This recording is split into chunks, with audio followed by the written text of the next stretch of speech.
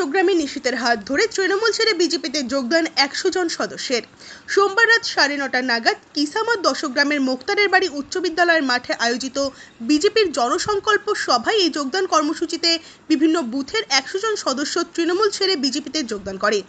উপস্থিত ছিলেন কেন্দ্রীয় স্বরাষ্ট্র দপ্তরের প্রতিমন্ত্রী তথা কোচবিহার লোকসভা আসনের বিজেপি প্রার্থী নিশীথ প্রামাণিক, এছাড়াও তাপস দাস, সুকুমার বর্মন সহ অন্যান্য নেতৃত্ব।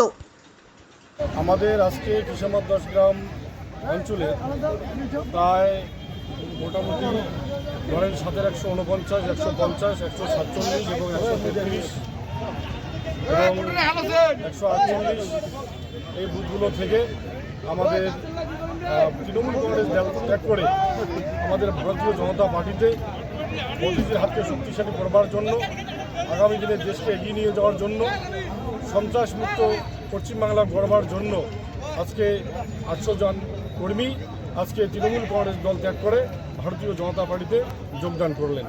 এখানে শুধু কর্মী নয়, এখানে প্রাক্তন পঞ্চায়েত মেম্বার ছিলেন, এখানে রানিং বুথ প্রেসিডেন্ট ছিলেন এবং আমাদের একজন প্রাইমারি স্কুলের শিক্ষক মহাশয় কল্যাণ বর্মন উনিও ছিলেন।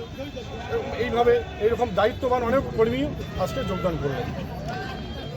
আমরা কিসামত দশগ্রাম গ্রাম পঞ্চায়েত থেকে আমরা আশা রাখছি আমরা 6 থেকে 7 হাজার ভোট আমরা লিড দেবো বিজেপির পক্ষে এবং তৃণমূল কংগ্রেসকে আমরা এখানে গোহারা হারাবো।